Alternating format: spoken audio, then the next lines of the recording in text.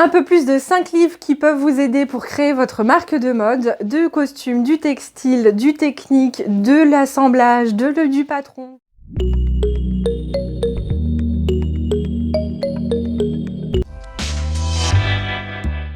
Il y a un livre, si vous ne savez rien sur la mode et que vous voulez quand même avoir le plus d'informations, celui que je peux vous conseiller, c'est celui-là. Je suis à la fois assistante marketing et à la fois styliste modéliste dans mes métiers. Et ça, c'est en gros, c'est un résumé. Comment créer votre marque de mode. Une double page, un thème. C'est très concret. Il y a beaucoup de conseils. Voilà, c'est vraiment, je trouve, un très bon investissement si vous voulez avoir un pense-bête qui est quand même relativement facile à comprendre. Il est en anglais. Je ne crois pas qu'il soit en français, mais avec les illustrations, c'est quand même déjà facile à comprendre. Et pour le vocabulaire technique, ce sera tant mieux.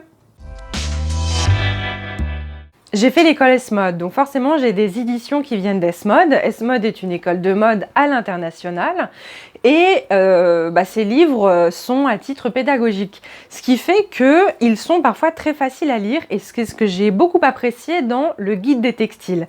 C'est d'ailleurs pour ça que je l'ai prêté à mon beau-père, donc je ne pourrais pas vous le montrer là tout de suite, je vous mets juste des images. Je crois que la première page de couverture a un petit peu changé, mais le fondement de toute façon est toujours le même. Là. Si cette fois-ci vous voulez apprendre le textile et que ce soit encore plus technique, il y a celui-là, Technologie des tissus. Christiane Garot, Bernadette Sautreuil sont les auteurs et sont aussi des professeurs dans le lycée pro. Et eux, ils mettent ça à un aide-mémoire pour les CAP, BEP, 8e édition, Castella.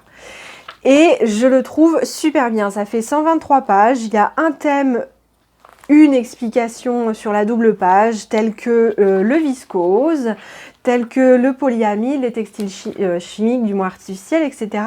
Et moi, j'aurais adoré faire ingénieur textile dans une autre vie, donc forcément, je m'y intéresse sur comment des résidus de pétrole, qui n'est pas quelque chose de, c'est pas un fil, quoi, à partir de qu'est-ce qu'on en fait, dans quel bain ça passe, quels procédés chimiques se font.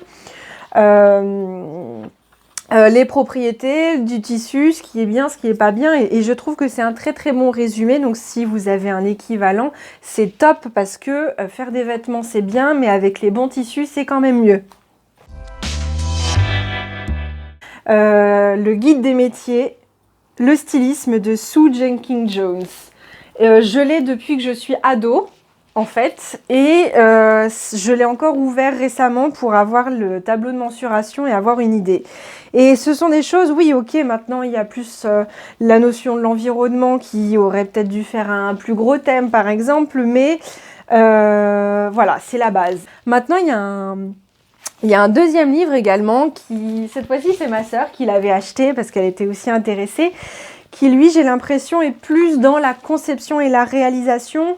Néanmoins, vous avez par exemple l'explication des motifs placés, vous avez toujours des DAP, les explications des lignes, un petit peu d'histoire.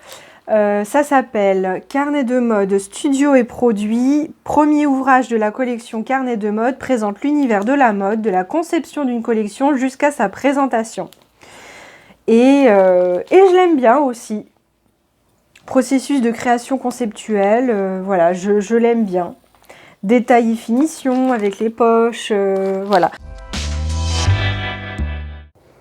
Alors quand je vous ai parfois en visio, vous me dites non mais moi la couture je connais déjà de par ma grand-mère, etc.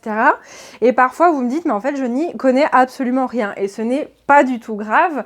Je me demande d'ailleurs si ce serait pas cool qu'un jour je vous fasse deux petits exercices avec 2 patrons sur 2 feuilles A4 que vous téléchargez en PDF et ça vous permettra par exemple d'avoir 2-3 notions de points de couture, d'assemblage, de points techniques, ne serait-ce que bateau, mais au moins vous aurez 2-3 notions. Dites-moi en commentaire si ça peut vous tenter ce genre de PDF facile à télécharger. En attendant, qu'est-ce qui peut vous aider pour comprendre un peu le modélisme? Celui-là, je pense que bientôt les pages vont partir d'elles-mêmes tellement je l'ai usé. La couverture, je remercie ma mère d'avoir recouvert ce livre parce que moi j'oublie tout le temps et elle a bien fait de le faire pour moi. C'est Devenir modéliste aux éditions S-Mode. Le vêtement féminin, c'est le volume 2. Il y a plus de 1, 2, 3, 4, 5, 6, 7. Il y a 7 volumes. Vêtements féminins, vêtements masculins, vêtements pour enfants. Vous choisissez celui qui vous fait plaisir. Moi, celui que je préfère, c'est le vêtement féminin numéro 2. Parce que c'est là que j'ai l'explication des manches, des pantalons, la base du tailleur manteau et du pantalon. Voilà. Et je trouve que ça, de temps en temps, quand je ne sais plus faire une manche, je m'y réfère. C'est en français, en anglais. Par exemple, vous avez les explications pour tracer le patron, ici, et vous avez l'image du patron, de la construction et le dessin sur silhouette. Et c'est très, très, très, très, très précis. Moi, j'aime beaucoup. Voilà. Peut-être que vous n'en aurez pas besoin. Mais si d'un autre côté, vous voulez en apprendre un peu plus sur votre collection parce que vous voulez faire beaucoup de choses avec des manches, où il y a beaucoup de vestes tailleurs, et que vous voulez vous rendre compte quand même un peu plus des mensurations, là où il faudrait réajuster sur le prototype, des trucs comme ça, ça pourrait vous parler par exemple. Je vous ai parlé du tracé des patrons. Maintenant, on va parler l'assemblage. Détails de mode à la loupe, femmes, hommes, enfants, tome 4. Pourquoi tome 4? Parce que ça traite des cols, des manches, des parmentures, de l'entoilage et des doublures. Les cols, ça peut concerner les chemises comme les vestes tailleurs, les manches, les robes comme les chemises comme les vestes tailleurs. Donc les parmentures, ça concerne aussi les hommes ou les femmes, peu importe. Et l'avantage, c'est que dans mes précédentes vidéos, comment faire un dossier technique ou sur Etsy, vous voyez que vous pouvez acheter un exemple de dossier technique que je vous ai fait.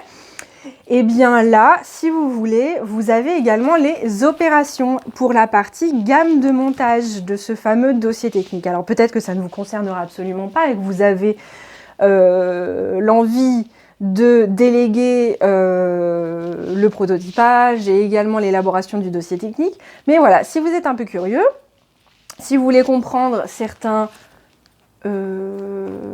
schémas, si vous voulez avoir les étapes en anglais et en français, eh bien c'est déjà là. Donc ce qui se passe, c'est que concrètement, quand je dois faire un dossier technique et que je me rends compte qu'il y a un col et que je me dis alors attends, plutôt que de m'embêter à essayer de retrouver les mots exacts, je vais aller voir un col qui est similaire et en gros reprendre le texte qui est associé. Tant que ça explique bien ce que je voudrais, c'est l'essentiel et ça simplifie un peu la vie.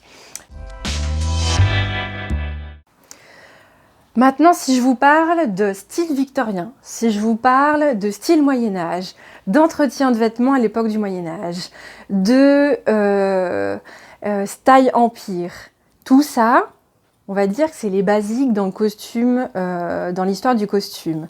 Néanmoins, il y a des codes. Et le stylisme, c'est jongler avec des codes. Hein. La plupart du temps, il y en a qui aiment jongler avec les langues et le langage. Eh bien, le stylisme, c'est les codes vestimentaires à travers le temps. Alors vous allez me dire, non, mais pour les costumes, j'ai déjà les éditions Taschen.